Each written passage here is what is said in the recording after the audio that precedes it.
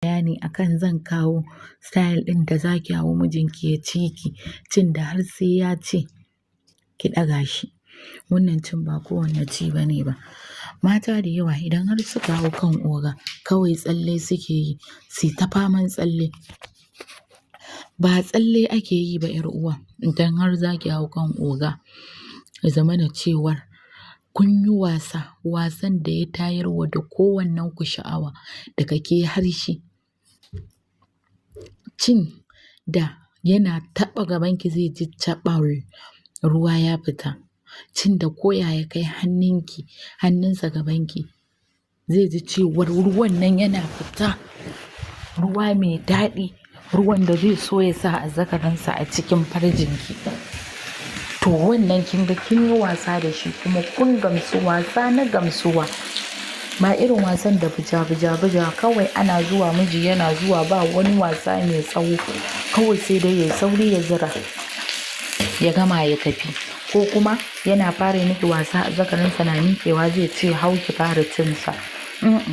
Gaskiya ku ɗau lokaci a wannan style ɗin domin yana da daɗi.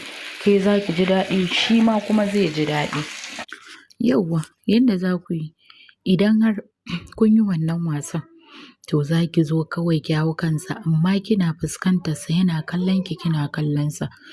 Zai miƙar da ƙafafunsa ba wai ya wara su ba, ke kuma sai ki zo ki hau tsakankanin cinyarsa amma ki ware ƙafafunki ta inda kina luma azzakarin nan zai shige cikin farjinki babu wani gargada tunda ai ga ruwa nan ya tsatsafo. Kawai sai ki zo ki fara zira ta a hankali, dama kafin ki zira sai kin ɗan fara lasarta, kin tsotse ta, kin mata kissing, kin mata komai abin da zai sa ta ƙara tashi ta ji zumuɗin so take ta shiga ciki. Yauwa sai kawai ki zo ki raba ƙafafunki. Ki raba ƙafafunki sai ki zo ki ɗan fara sa wannan kankaciyar ta fara shiga a hankali, a hankali, a hankali, a hankali, a hankali har sai kin kai ga direwa. Ƙugunki ya haɗu da ɗuwawunki, duburarki ta haɗu da ƙugunsa. To yauwa a nan fa sai kawai ki fara shafa shi. Kina shafa shi ki ɗan kwanto kina shafa gefen cikinsa wajen bayansa kenan kina shafa shi kina shafa nonuwansa sai ki fara aiki. Daga nan aikin da za ki fara za ki yi baya da hannayenki ne.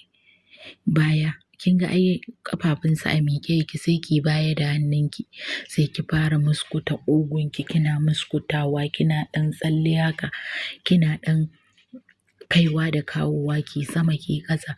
Shi ma kuma ba wai tsayawa zai ba, za ki ce masa ya ɗan ringa ɗaga ƙugun nasa domin ya ringa taɓo miki kema. To shi ma zai ringa ɗaga kema kina yi kina ɗaga haka za ku yi ta yi. Haka za ku yi ta yi ki ringa wayyo daɗi, wayyo daɗi yana kai mun ina jin daɗin ka.